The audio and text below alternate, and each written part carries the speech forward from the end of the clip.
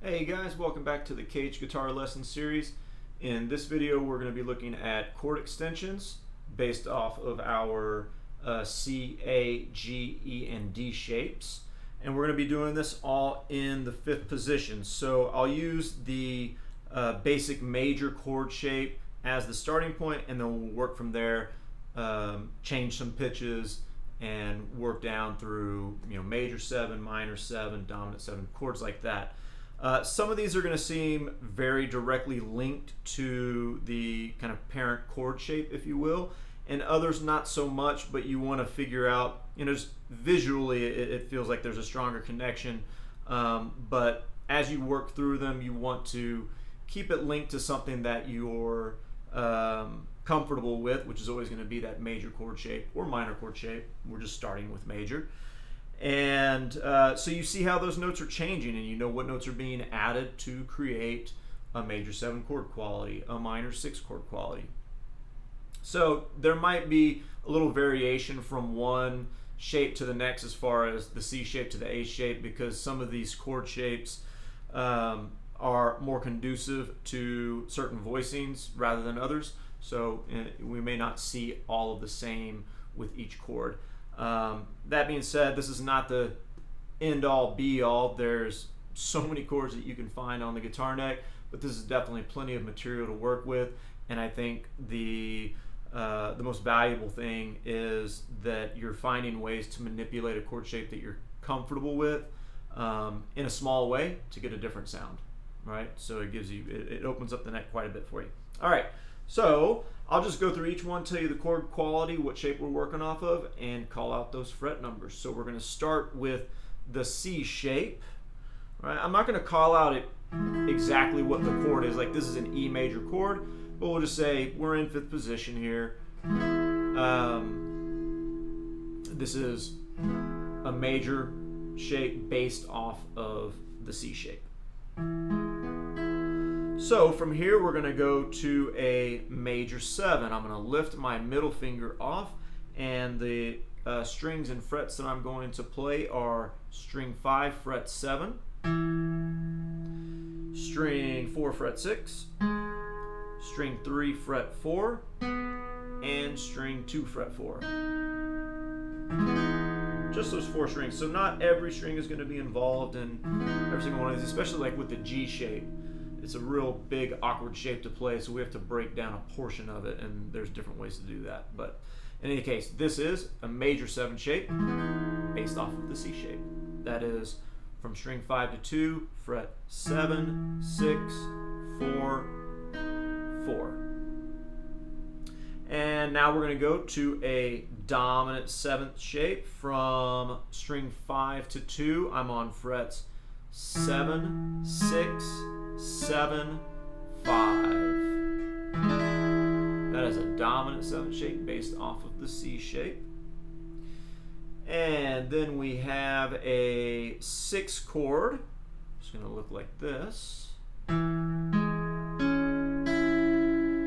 from string 5 to 2, I am on fret 7, fret 6, fret 6, and fret 5. That's a 6 chord, a major 6 chord.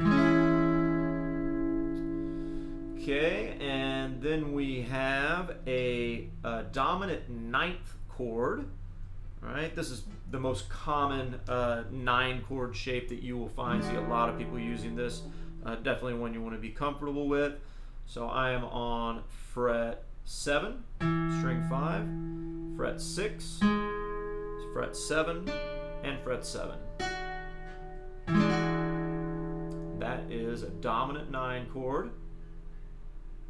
And then if we take this index finger and we scoot it back 1 fret, so I'm on 7, 5, 7, 7. That's a minor 9 shape. And then I'm going to bring this index finger back up. I'm going to lift my ring finger off and replace my pinky here. And then I'm going to use a little hinge bar with my index finger there. So I'm on frets. This is going to be a 6-9 chord. This is fret 7, 6, 6, 7. A 6/9 chord.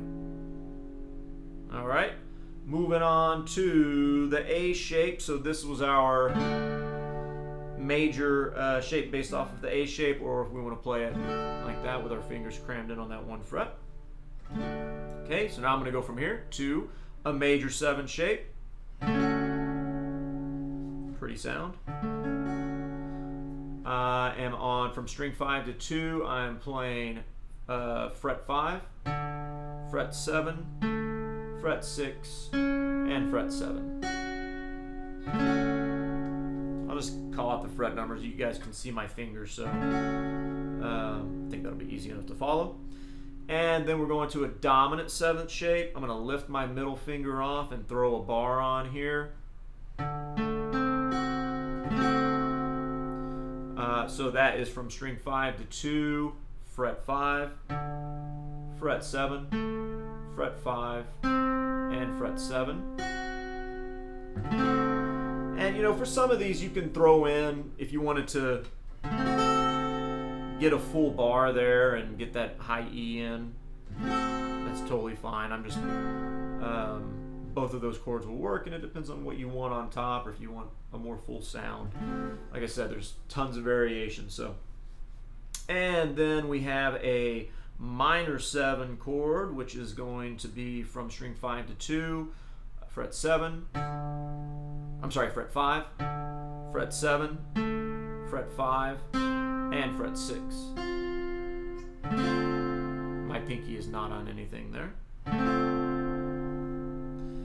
And then we've got a 6 shape. This is a kind of a, I don't know, maybe a little bit of a difficult one to get in. Probably this index finger or middle finger might give you a little bit of trouble, but it's definitely a common shape though. So I'm on string 5 fret 5 with finger 2, string 4 fret 7 with finger 3, string 3 fret 4 with finger 1, and string 2 fret 7 with finger 4. That is a major 6 chord right there.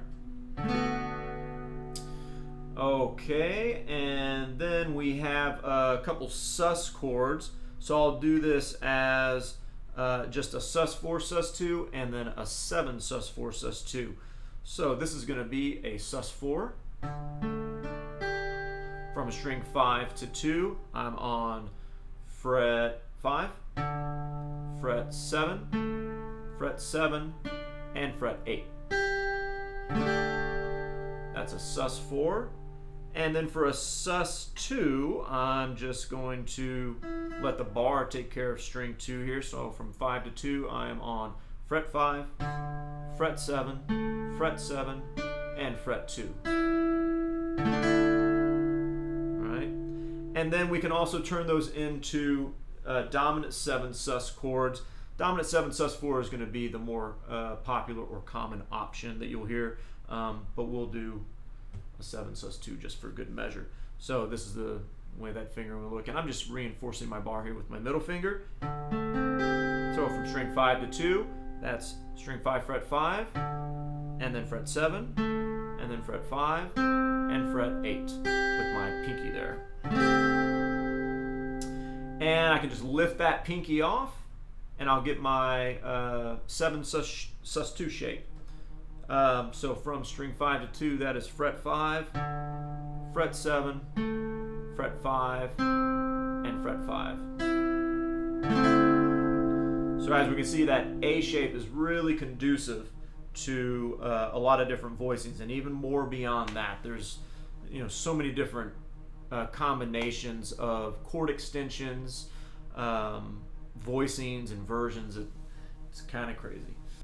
Okay, and now we get to the G shape here. So the full major shape is just this huge beast, and it's just not a practical shape. I never use that. My hand does not conform to that. It's not going to come out clearly, but we definitely use chunks of that. I don't know, maybe somebody does use that shape, but not me. So I'm going to eliminate string 6 and 5, just get those fingers out of there, and we'll get some nice easy voicings to work with here. And don't not have our hand under so much tension. So it's not going to be a root position shape. That's okay, no worries, and we're not going to discuss that in detail. All right, so just this major shape that we're starting with from string 4 to 1, based on the G shape, is fret 5, 5, 5, and 8. Right? So we have a major 7. All I'm going to do is take my pinky off, and then I'm going to move my ring finger, or finger 3, to fret 7. So it's going to be 5, 5, 5, 7. That's a major 7 shape. And then I'm just going to walk this note down one more half step. Put it right there on fret 6. So I have 5, 5, 5, 6. That is a dominant 7th shape. And then I go one further, and I lift my middle finger off, and now I just have a bar on the 5th fret. So all fret 5 there. That is a major 6 sound. Inverted, but... And some of these chords may look similar to other chords that you have played, and therein lies one of the secrets that chords can have different names. It just depends on what they're being played with and what the key of something is. So anyways, that is a major 6 sound right there. And then I'm going to bump the note on string 2 back 1 fret here, so it kind of looks like an A minor chord. So some of these kind of blend together. And then I'm going to put my pinky on fret 6, so I'm on 5, 5, 4, and 6. That is a minor 7 shape. 5, 5, 4, 6. And then we have a couple of not so common ones here. So I'm going to come back to my major shape, but I'm going to add my ring finger on string 3, fret 7. So I'm on from string 4 to 1. I'm on 5, 7, 5, 8. That would be a major. Add 9. Okay. Now I'm going to lift my ring finger, and I'm going to put my middle finger on string 2, fret 6. So I'm on 5, 5, 6, 8, and that is going to be a sus4 sound. And I think that is it for G. Yeah. Now we're going to the E shape, so our standard major shape, right there. Okay, so we've got a major 7. Gets a little crammed in there, but I'll just call out the first 4 strings for these, but you could also have strings 2 and 1 pressed down. So that's from string 6 to 3. I'm on fret 5, 7, 6, 6. That's a major 7 shape right there. Or I can add those thinner strings in. Well, I'll just go ahead and call out all 6. And then we've got a dominant 7. So going from string 6 to 1, fret 5, 7, 5, 6, 5, 5. My pinky is not doing anything there, just in case you're wondering. It's just close to the neck. Dominant 7 shape. Then I'm going to lift my middle finger off. I'll reinforce my bar. This is going to be a minor 7 shape. My middle, it's just my index finger and my ring finger on there. From 6 to 1, I'm on fret 5, 7, 5, 5, 5, 5. So that bar is doing a lot of work on that one. Minor 7 shape right there. And then we have a major 6. We can get a reprieve from that bar. So this, I'm just playing string 6, 4, 3, 2. So string 6, fret 5. String 4, fret 4. String 3, fret 6. And string 2, fret 5. Very nice sound. That's a major 6.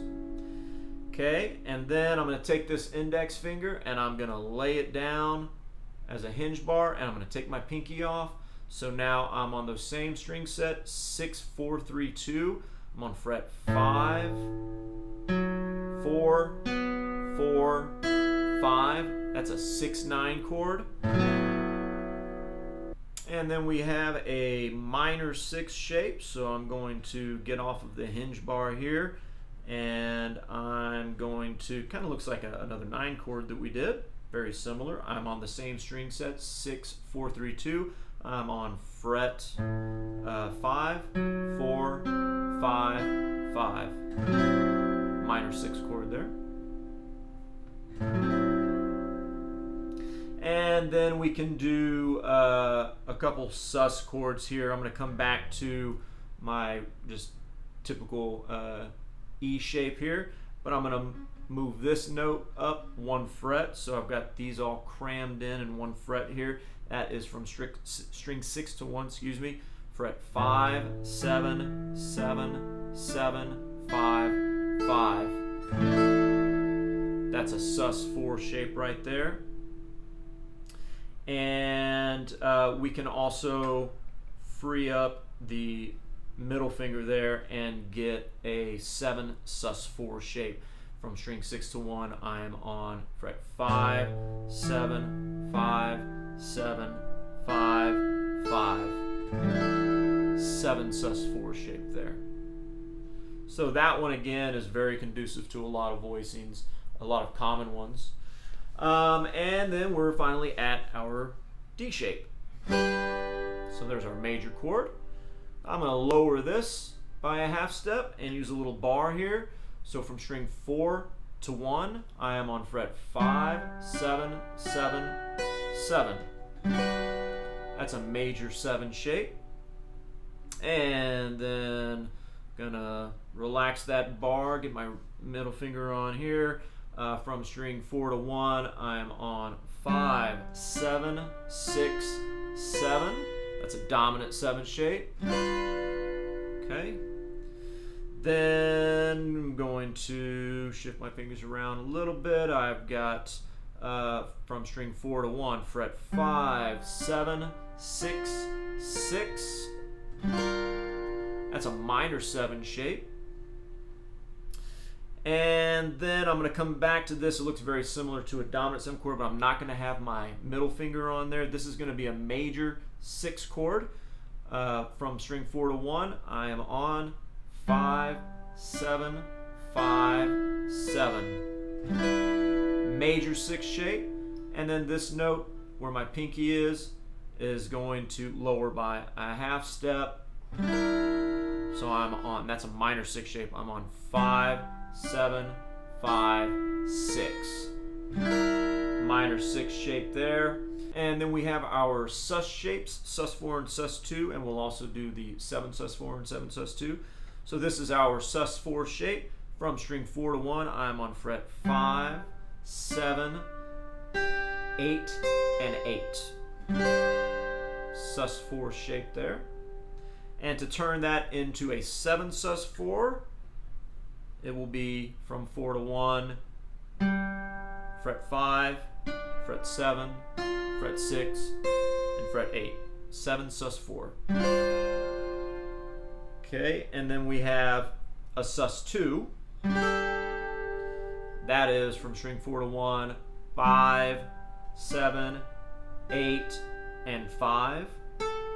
Oops, sorry. 5, 7, 8, and 5. And then to turn that into a 7 sus2, take my pinky off. From 4 to 1, I'm on fret 5, 7, 6, and 5.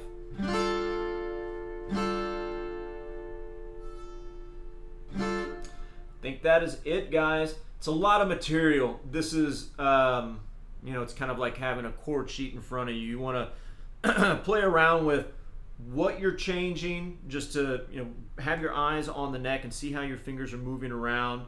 Try to understand the theory behind it. Just like when you take a major shape and then you find the third, you lower it by a half step, it becomes a minor chord. It's a lot of the same stuff here. It's just that we're dealing with those 4-note chords, or even extensions beyond that. And I think the The first thing that you want to take away is connecting it, linking it to something that you're already familiar with, that you're comfortable with, and you can see how something is shifting very easily. It may be easier to do that with some of these than some of the others. Depends on, you know, if you've played any bluesy, jazzy chords, you've probably seen a couple of those. But take this in small doses and don't try and memorize all of these right away. Like, go play the chords over a 12-bar blues progression and just put it to use and do it in a few different keys. That'll get you applying that knowledge, and it'll stick a lot easier, because then you're having to apply it to a real life situation, as opposed to just playing through them in an impractical manner as far as playing is concerned. A song, or if you're playing with other people, because you're not going to be just changing chords from a major 7 to a minor 7 to a dominant 7 necessarily. So find practical situations to apply it to, but the way that we went through it is definitely the initiation of it. And like I said, there's a lot of room to grow with that. There's a lot of places that you could go here and turn these into all sorts of different chords. So hope that helps out, guys. If you need some chord charts or something, let me know.